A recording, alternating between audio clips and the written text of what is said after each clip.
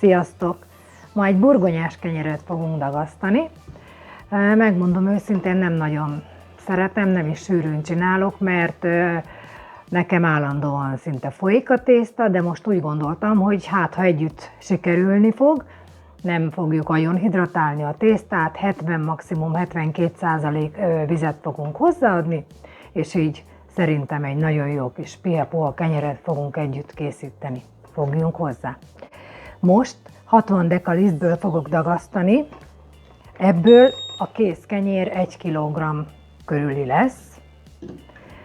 Úgyhogy ehhez még egy dolog, amit szeretnék elmondani, hogy sokan meg vannak ijedve, amikor százalékban van megadva egy receptnél az arány. Tehát 100% liszt, 70% víz, 20% kovász, 2% só. Ez tök egyszerű, mert most nekünk a lisztünk, a 60 deka liszt lesz a 100%. Ha neked a szakajtód kisebb, és csak 50 deka lisztre lesz szükséged, akkor te az 50 deka lisztet veszed 100%-nak, és ahhoz mérten a 70% víz, 5x7, az 350 g lesz. Tehát nagyon könnyen ki lehet számolni, és így a saját méretű szakajtótokhoz tudjátok igazítani a receptet. Na, szóval mi most 60 deka lisztből dagasztunk, ehhez a 70%, ennyivel kezdjük, ennyi folyadékkal, 420 g víz, belemérjük a dagasztótálba, ez még egy kicsit kevés is.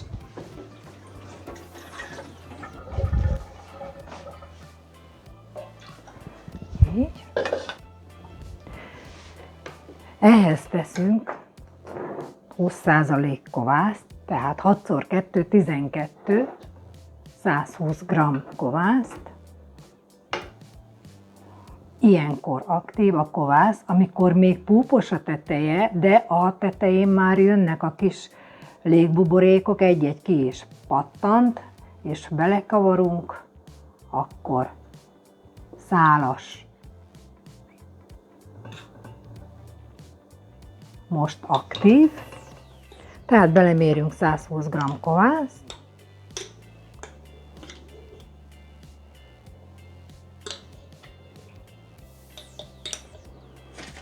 Közben a papíromat nézem.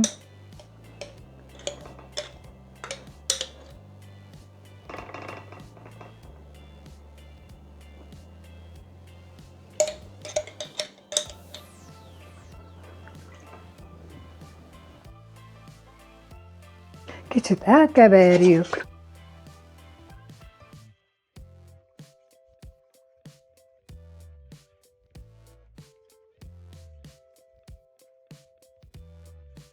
És most rá fogjuk szitálni a lisztet. Én ezt egyszer már átszitáltam, de most a dagasztótálba is úgy fogom szitálni. 60 deka liszt, ugye? Azért is jó, ha szitáljuk, mert lehet benne szennyeződés, búzaszem, bármi. Jobb, hogyha át van szitálva.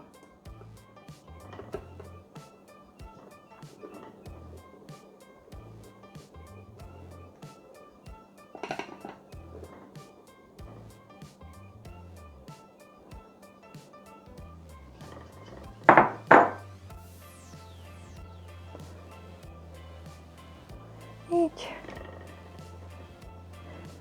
És akkor dagasztógéppel pár perc alatt összekeverjük.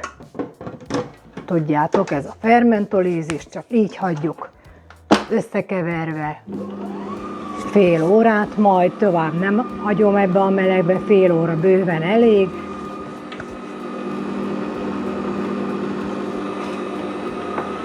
Addig kell csak keverni 1-2 perc, amíg homogén teljesen össze lesz keveredve a lisztvíz kovász, ne legyenek száraz lisztszemcsék, akkor lefedjük, és 30 percig pihentetjük. Közben ide készítettem már az előre megfőzött és összetört burgonyát, pürésíteni vagy pépesíteni. Ha valaki szereti, hogyha egy kicsit nagyobb darabok lesznek a kenyérbe, az csak villával elég, ha összetöri. Én lereszeltem egy szentfőtt krumplit, tehát a 60 deka liszthez nem adunk sokat, 15-20% bőven elég lesz, így még kezelhető lesz a tészta, különben, mint a gombócnál is, ellágyul a tészta és kezelhetetlenné válik egy idő után. Tehát most ez 10-12 deka főtt, áttört burgonya, amit hozzá fogunk adni a dagasztás elején, addig itt hagyom. Összekeveredett a liszt és a víz és a kovász, most ezt majd lefedem, és 30 percig pihentetem. Míg pihen a tésztánk, addig írjuk fel, hogy mikor került a kovász, a liszt és a víz, mikor kevertük össze. Tehát ez egy támpont, ez egy kiindulási pont. Hiába mondom kezdőként neked, hogy akkor kell formázni, addig tart a bulka, még a tészta szép, habos, paplanos nem lesz. Lehet, hogy te úgy gondolod 3 óra elteltével, hogy az a tészta már érett, de az még nem érett. Minimum 4,5-5 óra kell. Tudom, hogy nem időre kovászolunk, a tésztát nézzük, és azt, hogy milyen az állaga, de egy hozzávetőleges időpont mindig kell. Szaladunk, jövünk, megyünk, elfelejtjük, tehát én mindig fölírom, hogy mikor kevertem össze a lisztet, vizet és a kovászt. Most ezt fölírtuk, eltelik a 30 perc, és akkor jövünk, és dagasszuk bele a krumplit és még a sót, folytatjuk a kenyérkészítést.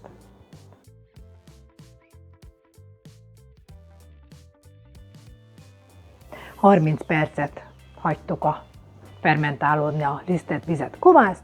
Most egy pár percig megkeverem a géppel. Ilyenkor fogom hozzáadni az áttört, főtt, kihűlt burgonyát.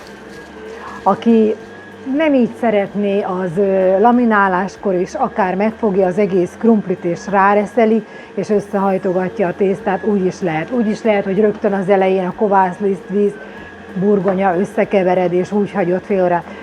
Én most így ezt a módszert választottam, meglátjuk, hogy ez így hogy sikerül. Ilyenkor meg tudjátok majd nézni a tésztát, hogy elég lesz-e az a folyadék, vagy nem. Nem szabad túl sok vizet tenni, ne legyen túl lágy, mert hogyha lágyít rajta a krumpli, akkor kezelhetetlen lesz, és az nekünk nem lesz jó. Tehát most egy kicsit kevertem rajta.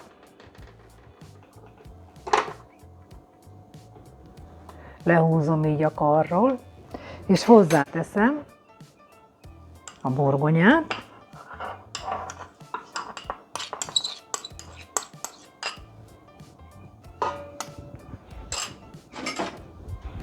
És folytatom, 1-2-3 perc alatt összekeverem, utána adom hozzá a sót, és készre fogjuk dagasztani.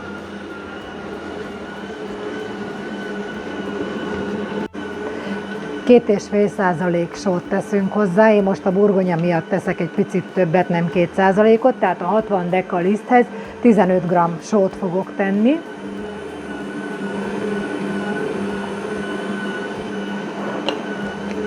És most már csak addig fogom dagasztani, amíg teljesen beledagassza a gép a sót, nem kell nagyon sokáig.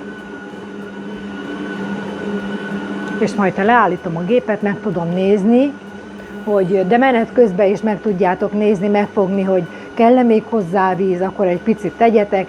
Másfajta lisztünk van, nem biztos, hogy egyforma BL80 lisztet használunk, van, amelyik több folyadékot vesz, vagy van, amelyik kevesebbet. Ha esetleg BL55-tel, finom liszttel dagasztasz, ami nem éppen a legjobb a kenyérnek, akkor még kevesebb folyadékot fog igényelni a tésztát, de ezt tapintásra, érzésre meg tudjátok állapítani. Nézzük meg, hogy milyen lett a tésztánk. Most kiveszem a tálat, megnedvesítem a kezemet, és összeszedem egy kicsit a tésztát a tál oldaláról. Így érezni is lehet, hogy kell-e még hozzá valamennyi víz, vagy pedig tökéletes az állaga. Tehát egy kicsit még így kézzel rádolgozunk. Nekem ugye nem szedi össze a tálba a dagasztókar egy gombóccá a tésztát, de hát ez nem gond, mert jobb is, ha egy kicsit rádolgozunk. Megvizezem újra. Ezzel is egy kis plusz folyadékot viszünk a tésztába.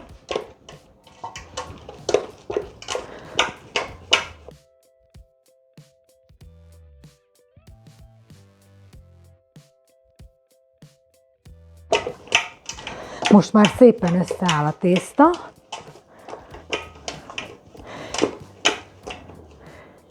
Én szerintem ez jó is lesz.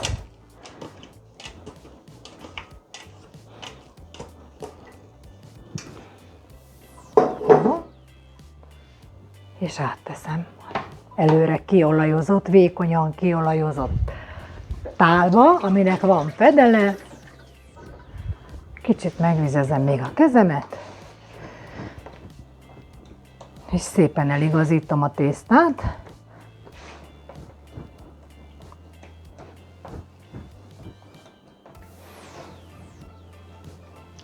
Ha még mindig úgy érezzük, hogy esetleg nem elég a víz, azzal is tudunk segíteni, mert laminálásnál jó, alaposan benedvesítjük, majd befújjuk a pultot, és az is még egy plusz folyadékot visz a tésztába. Most ráteszem a fedelét, megjelölöm a tál oldalát, ugye?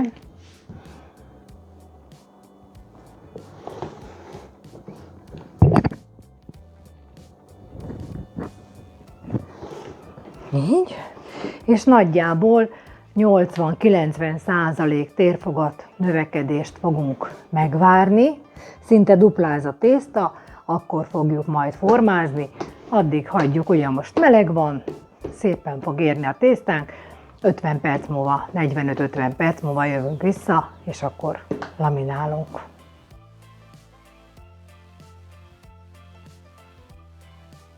...45 percet pihent a tésztám, laminálni fogunk. Akinek nincs hely hozzá, az csak simán hajtsa meg a tésztát. Én szeretem a laminálást, szeretem csinálni, ugye szeretünk foglalkozni a tésztával, meg fogja hálálni a törődést, tehát akinek módja van rá, az csinálja. Kiborítjuk szépen a tálból.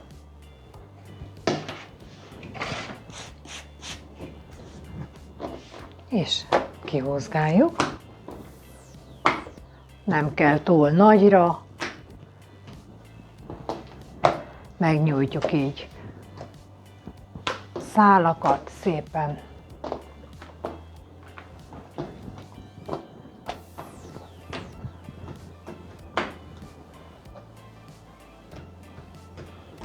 Már dolgozik a kovászunk, itt vannak a kis buborékok, és akkor behajtjuk másik oldalról is, és egy picit meghúzom és feltekerem.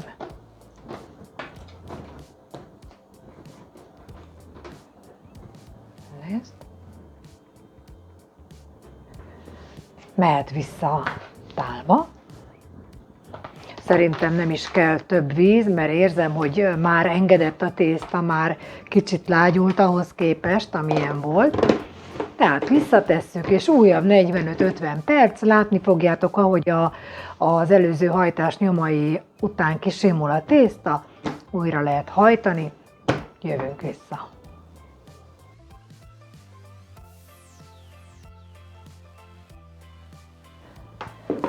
Hajtsuk meg a tésztánkat, első hajtogatásján.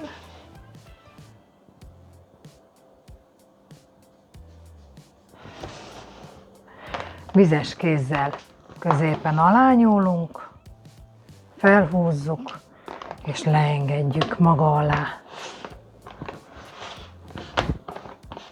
Fordítunk a tálon, és aláhajtjuk.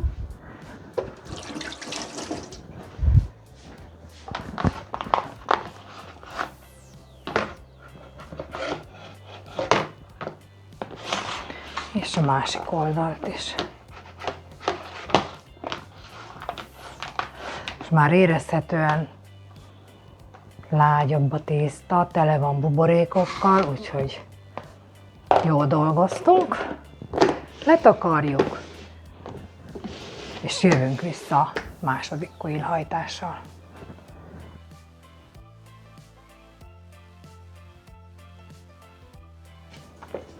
Jön a második hajtogatás. Most már az előző hajtás nyomai teljesen kisémultak. Szép a tésztánk, tele bubival, középen alányúlunk, meghúzzuk és aláhajtjuk. Újra fordítunk a tálon, aláhajtjuk.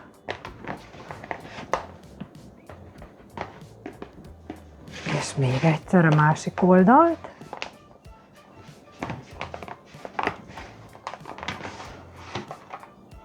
Nagyon jó kis állagú a tészta. Szerintem most már nem is piszkáljuk, hanem a formázásig hagyom, úgyhogy szerintem egy óra is formáznunk kell, de lehet, hogy még hamarabb, nem tudom, majd meglátjuk. Nem szabad túl érlelni a tésztát, mert akkor kezelhetetlenné válik, nem fogjuk tudni megformázni, és a kisült kenyéren is meg fog látszani, hogyha egy túlérett tésztát próbálunk. Kisült kenyéren is meg fog látszani, a kisült kenyér bélzetén is látszódni fog, hogyha túlérleljük a tésztát.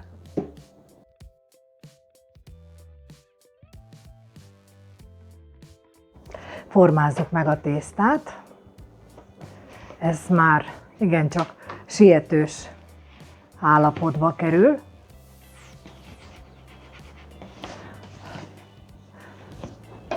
Picit megnéztezem a pultot.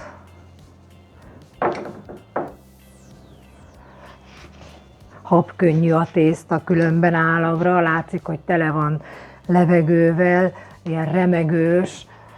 A tál alján, oldalán az apró buborékok végig azt jelzik, hogy már meg van érve a tésztánk, tehát lehet formázni. Minimális lisztet én használok. Kiborítjuk a tésztát. Szépen el is válik az edénytől, ilyenkor, amikor érett. És akkor sziromhajtásszerű mozdulatokkal összeszedjük egy gombócba.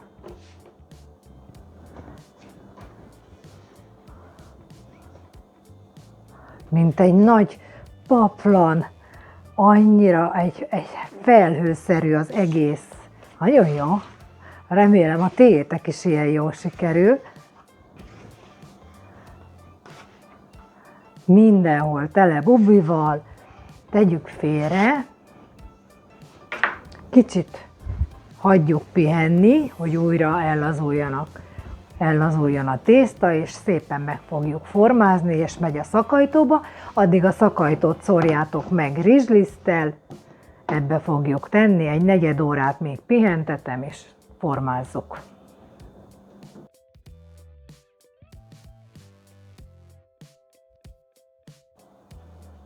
Formázzuk meg a kenyerünket. Nagyon jó. Átfordítom. Ilyenkor már nem nagyon bántom, nem nagyon piszkálgatom, de egy kicsit kihúzgálom, hogy formázni tudjam. A nagyobb bubikat, amit láttok, azt szúrjátok ki, hogyha nem szeretnétek barlangokat. Behajtjuk. Másik oldalt ráhajtom.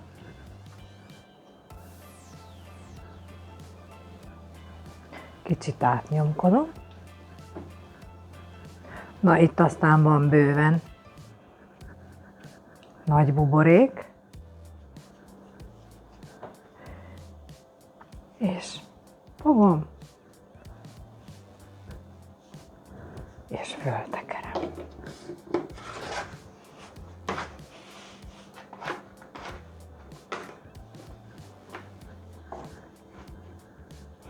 A végeit összecsípem,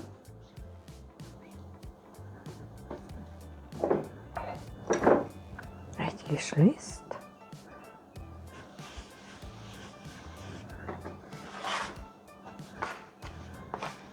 kicsit formára igazítom, feszesítek rajta,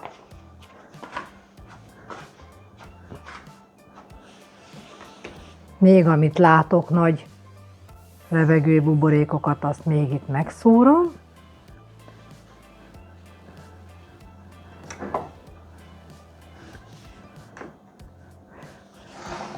És beteszem a szakajtóba, ha belefér.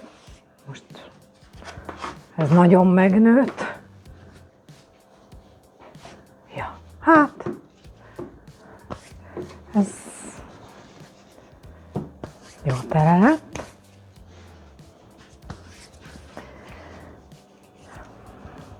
És most összecsípjük. Amit még itt látok, azt próbálom kiszúrni.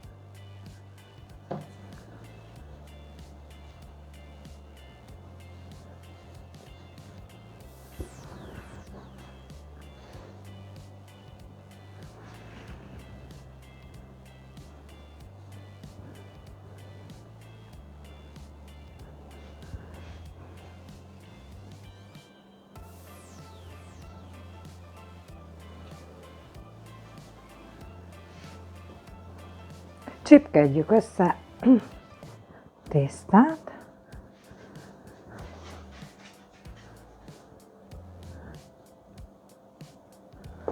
Hogy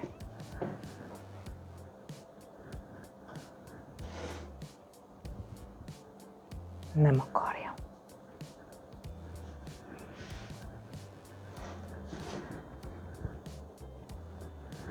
Picit megszórom liszttel.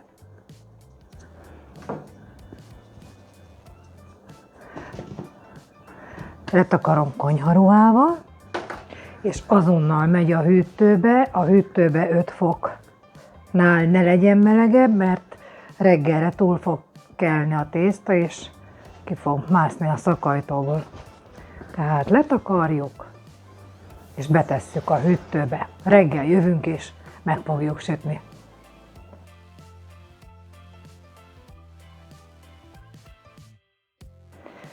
Süssük meg a kenyerünket. Remélem, hogy nem jött ki, nem? 13 órát hűtőzött. Nagyon szépen megkelt, eltűntek a varatok, tehát ilyenkor már süthető. A sütőt előmelegítettem 250-260 fokra, alul egy vizes edénybe tettem be 2-3 deci vizet. Ugye én pizzakőn sütök, nekem 30-40 perc, mire a pizzakő is felmelegszik 250 fokra, úgyhogy ennyi idővel előbb melegítettem a sütőt. Most gyorsan kiborítom a kenyeret.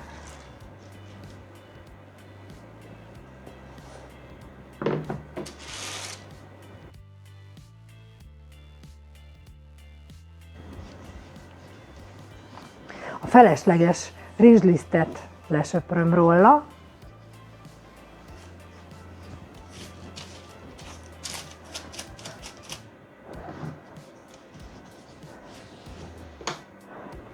Egy kis liszttel, sima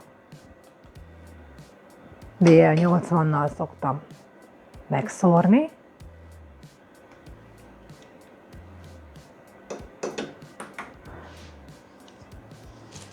Szépen rásimítom.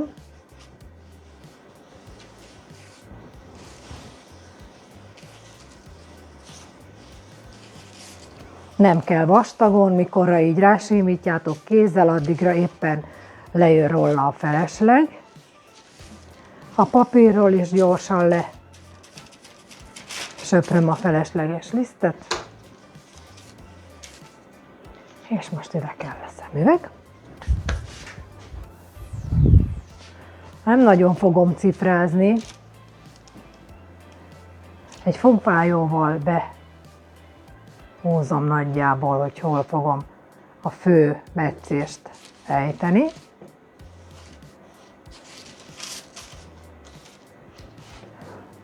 És most megmintázom.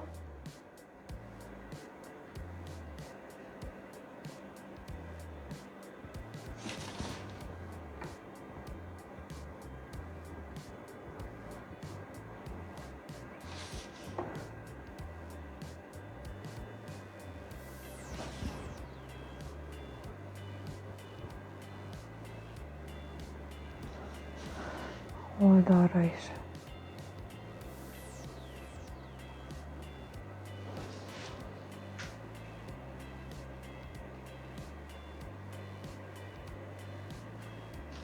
És akkor a főmetszés. Nem kell túl mélyen, mert akkor terülni fog a kenyér. Egy 2-3 mm mélyen szoktam. Egy határozott mozdulattal egész a végéig, a végeket jól bemetszük, és próbáljuk alá vágni. Ha megvagyunk, gyorsan mehet a sütőbe.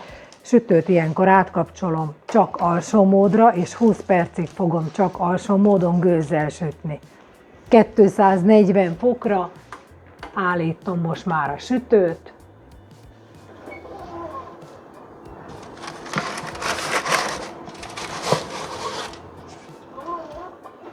És így sül 20 percig a kenyerünk.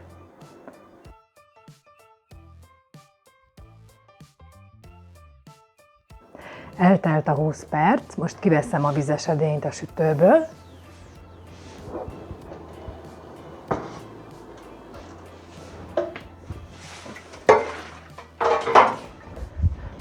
A sütőt alsó-felső módra állítom, és visszaveszem a hőt 210, majd 200 fokra, és így fogom készre sütni. A kenyeret egyszer átfordítom most a sütőbe.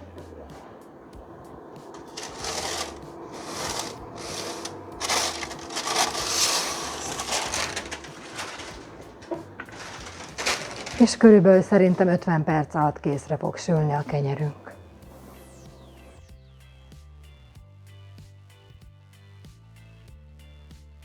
...55 perces sül a kenyerünk, én szerintem most már jó lesz. Nézzük.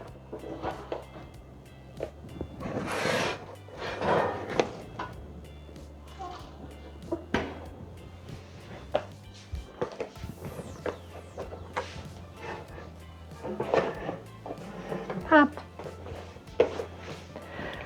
szebb is lehetne, szebbet szoktam sütni, az már tény és való. Mondtam, hogy nem szeretem a burgonyás kenyeret. Nem tudom, hogy metszés hiba miatt nem lett olyan szép sima itt fönt a pocia, vagy esetleg még egy kis folyadék mehetett volna hozzá. De elfogy, és jön a következő, az biztos. Kicsit várunk vele, és ha olyanra hűl, hogy meg tudom vágni, akkor mutatom a bézetet is.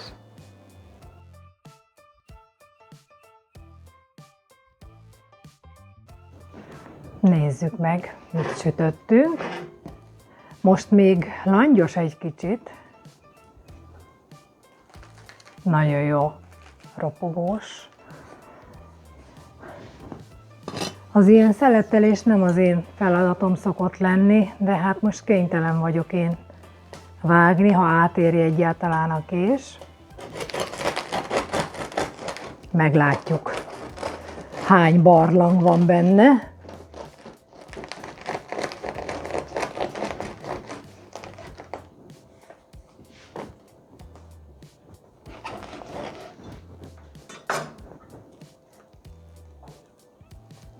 Kicsit még várhattam volna vele, hogy hűljön, de nem lett rossz.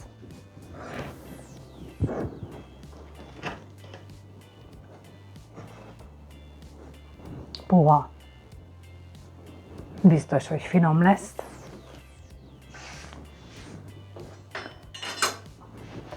Ha tetszett a videóm, akkor iratkozzatok fel a YouTube csatornámra, vagy látogassatok el a www.kovászmorzsa.hu weboldalra.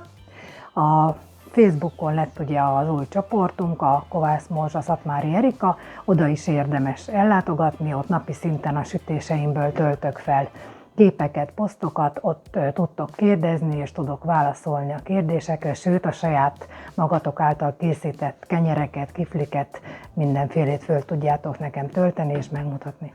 Köszönöm, hogy velem voltatok, sziasztok!